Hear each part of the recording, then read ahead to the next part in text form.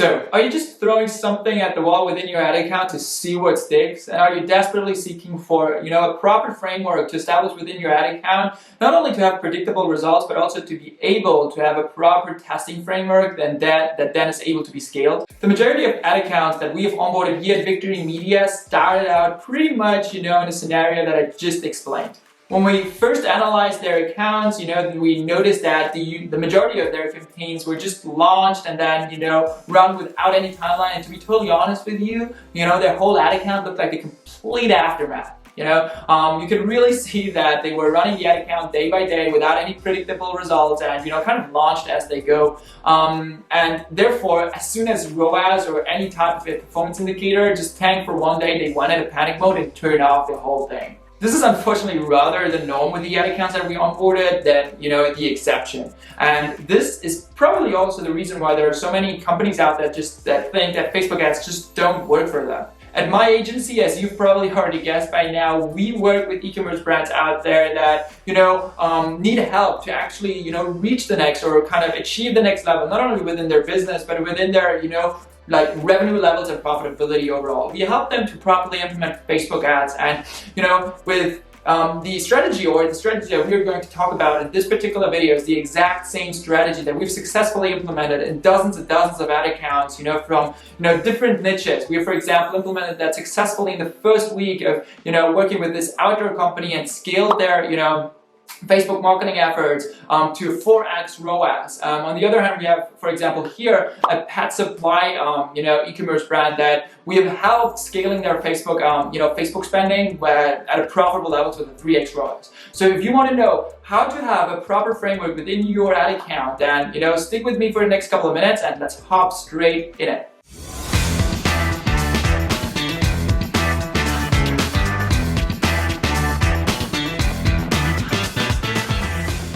So, ladies and gentlemen, welcome to a new video. If you're the first time around and you don't know me yet, my name is Victor and I'm the founder of Victory Media, a Facebook marketing agency that exclusively works with e-commerce brands to scale them to the next level with Facebook ads. In the last couple of years, I've continuously run into problems, of all sorts when onboarding or trying to scale an ad account, right? When you just kind of start working with ad accounts across different niches and, across different spending levels, you just think, okay, there's some missing part that I actually need to establish that should be implemented in each and every of those accounts. And this missing part was a proper framework, to be established within those accounts to then, have this ad account, or better said, the Facebook Marketing Manager rely back up on. One thing that I personally noticed, after years and working in the space and managing and trying to scale different ad accounts is that if you have an unstable, ad account structure or initial ad account framework, then pretty much you're not only set up for failure, but, your whole ad account is unstable and probably your business as well. Therefore, I eventually noticed that I have to go back to the drawing board and, actually figure out a proper framework that can be established within, every ad account out there. It doesn't matter which niche and which spending level they are or how old the company or for how long the company has already been around.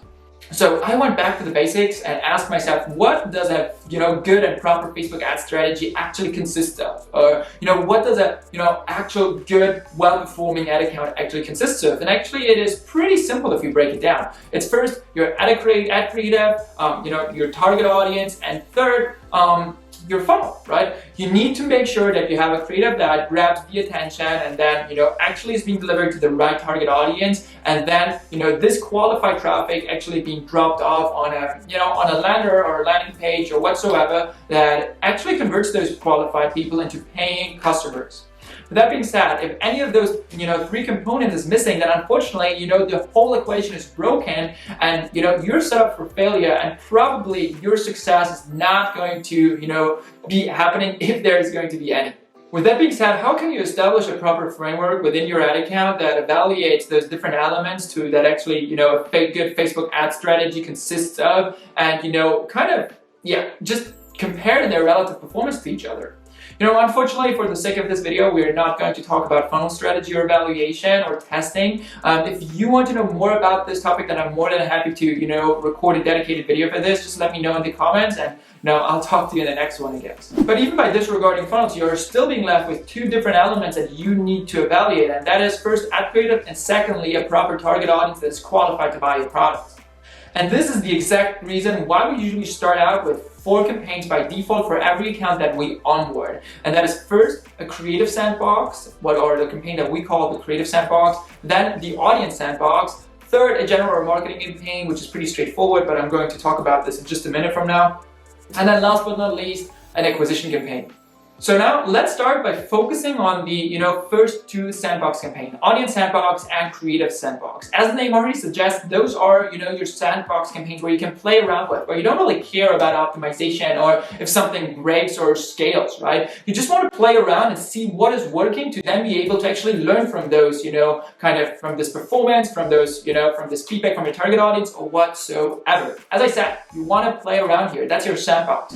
We have those 2 dedicated campaigns, the creative sandbox and the audience sandbox, which are 2 separate campaigns, by the way, to really let our creative juices flow, just, play around, do what we want to do, see how this performance looks like, and we don't really care in this kind of encapsulated environment whether we fail with this test or not, because, this does not actually affect the overall performance necessarily from our acquisition campaign that we're just going to talk about in a minute from now. However, before we talk about the acquisition campaign, let's talk about each of those different sandbox campaigns in particular for you to get a better understanding of what we're actually doing and what they're supposed to be doing or what their particular mission is. So first, let's start with the creative sandbox. So the creative sandbox is pretty easy on the ad set level. We have a pretty broad targeting right there, probably with just a couple of interest groups, maybe a couple of lookalike audiences.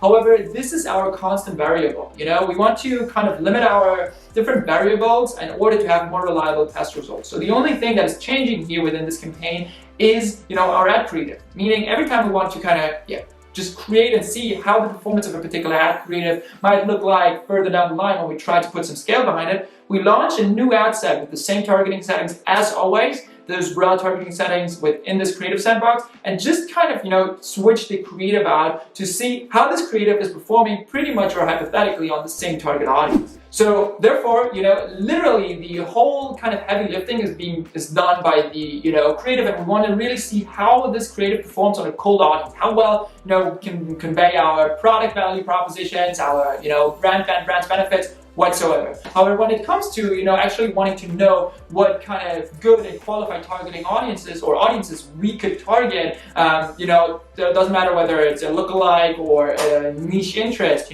then we actually switch the campaigns and, move from the creative sandbox into the audience sandbox. This campaign is dedicated for our audience testing, as the name already suggests. And it doesn't matter what type of targeting, or detailed targeting options you want to switch up here or you want to kind of choose from or test. This is completely up to you. Again, let your creative juices flow and be not only limited to, different interest groups or, the usual lookalike audiences, like purchase lookalike audiences. Really go ahead and try to segment your audience, see how those lookalike audiences might perform differently and, how their relative performance is actually, performing against, for example, the usual purchase lookalike audience or the, audience interest or the interest audience that you've been using for the last couple of months by now.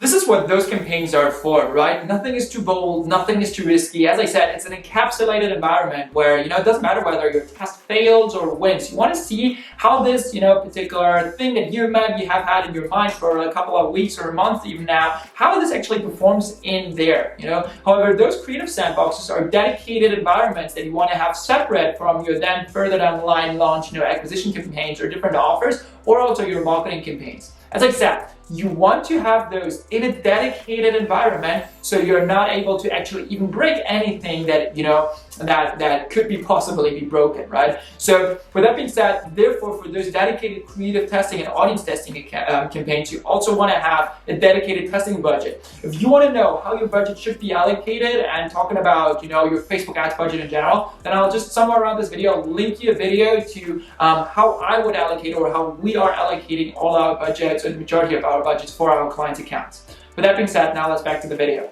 So having already talked about the two creative sandbox campaigns that we want to establish, or that we proactively establish within every account that we onboard here at Victory Media, the third campaign that we usually launch right off the bat is a general marketing campaign. Given that, the brand, and which is the case for 95% of our clients, given that the brand already had, some traffic sources available, we're going to, from day one, establish a general marketing campaign to be able to actually retarget the people that have already been in touch with the brand and, shown interest in actually purchasing the product. So this is pretty straightforward. However, last but not least, we have our acquisition campaign. Our acquisition campaign is actually the complete opposite from our, testing campaigns and our, kind of creative and audience sandboxes. Depending on how much, kind of data we have within the ad account and for how long the particular brand has been running your ads, or for how long you have been around and how much budget you have in hand, we either, launch this campaign also from day one, or we launch it, kind of a couple of days or maybe even a couple of weeks later.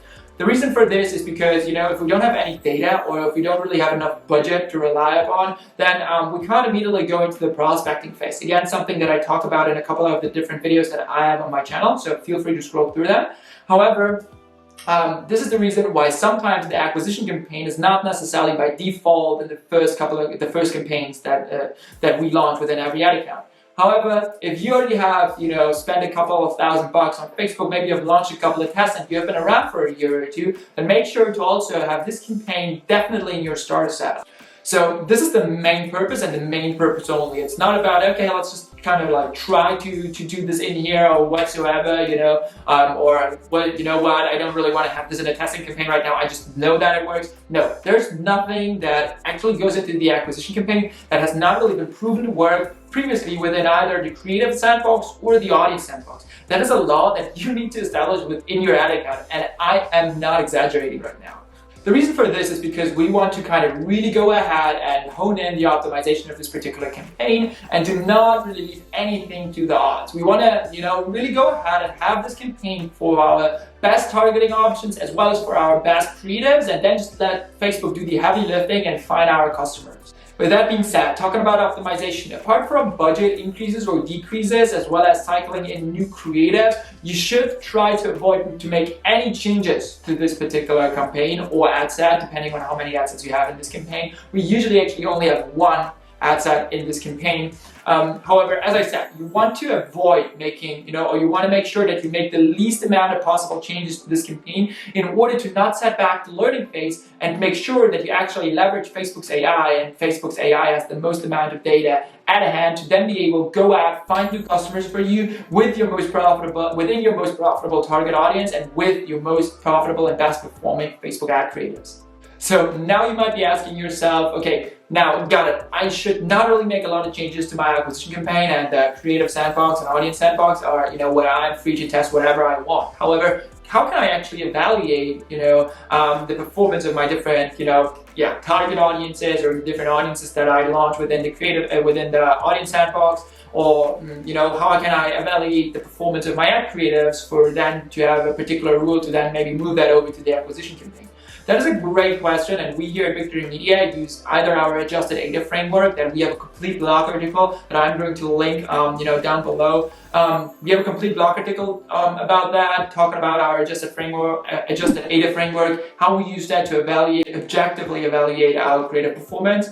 And for the kind of audience sandbox, we tend to evaluate it a little bit more based upon our column setup, which is our funnel metrics column setup. I'll link a video to where I explain this column setup somewhere around this video. So make sure to watch this right now or right after this video, so when you should actually, or when you've actually discovered, a profitable target audience that is then that can then implement into your acquisition campaign.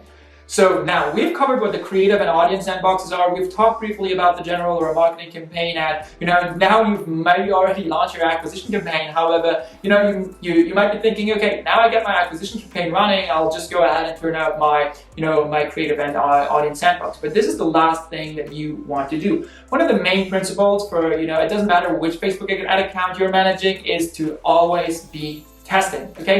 Always be testing. You always want to be testing new targeting options, new creatives, new messaging angles to see what might be performing better than your current status quo, and what you can then potentially implement and actually duplicate into your acquisition campaign. With that being said, the acquisition campaign, usually, obviously, we don't only have 4 campaigns in every ad account for our clients' accounts, especially not if we're running something at scale. The acquisition campaign obviously can be duplicated, meaning, you can, for example, have 4 or 5 different acquisition campaigns, each going for a different offer, each going for, a different landing page, for a different, cohort of your target audience. Targeting or marketing and advertising a different product, right? There are gazillion different options that you can kind of narrow down each different acquisition campaign, where you can, for example, narrow it down by geolocation, narrow it down by creative messaging angle, narrow it down by product. However, to start off with, you first want to start with that one acquisition campaign, especially if you're not starting out with hundreds of thousands of dollars and annual marketing budget. You first want to kind of test the waters and see how all this is working and how this is how one thing actually affects the other, before you can then go out and actually duplicate your acquisition campaigns and scale your efforts, not only within your creative and audience sandbox, but as I said, also run more budget for your acquisition campaign. So now, let's see what we've learned today in this video to have a bulletproof Facebook ad strategy that you can implement at pretty much every level of your Facebook marketing. You first need to establish 4 campaigns. The first campaign is your creative sandbox campaign. Second one is the audience sandbox campaign. As I said, those sandbox campaigns, as we've now discovered, are where you test things. They're in an encapsulated environment where it doesn't matter so much when something fails or you break something. You're only playing around within your sandbox campaign. So don't worry, the next phase will improve your results. Third, you have your general marketing, which is pretty straightforward. Engage with prospects that have already shown interest in your product and give them incentives to buy with you right now. Generally saying, I would keep this remarketing window fairly small. But with that being said, the fourth campaign is your acquisition campaign. This campaign is usually where you, as I said, want to leverage Facebook's AI by allocating enough budget to preferably exit the learning phase and make the least amount of changes possible to the campaign and let Facebook find your customers. With that being said, I've talked about a couple of resources that I have already created either across YouTube's platform or even within our blog, on the website from Victory Media. So if you want to know more about how to actually set up or how to have a bulletproof Facebook ad strategy, then there are a couple of more things that probably will go into that. And I've linked to a couple of free resources right in the description, so make sure to scroll down there right below. Now, before we wrap it up, if you're considering, to kind of get some outside help to, not only increase your return for your Facebook ads, but in general, kind of move your whole operations to the next level and get some more scale behind it, then we might be a good fit. Scroll down to the first link in the description to schedule into, a free 30-minute discovery call with me personally. There we are, going to talk about your particular struggles and how we could actually and potentially solve those struggles and what you can do to, fix those leaky holes. With that being said, either way, I hope that this video was of any help for you and that you can implement those things to actually start having a bulletproof Facebook ad strategy. And on that note, I hope I'll see you in the next one. Thank you so much for watching the video to this point. I know that if you've come this far, that you form a part of an exclusive group of people that do not only talk, but walk the talk, and that you are hungry for more content. So therefore, I went ahead and picked out an exclusive video just for you that I know you're going to love. Check it out right here.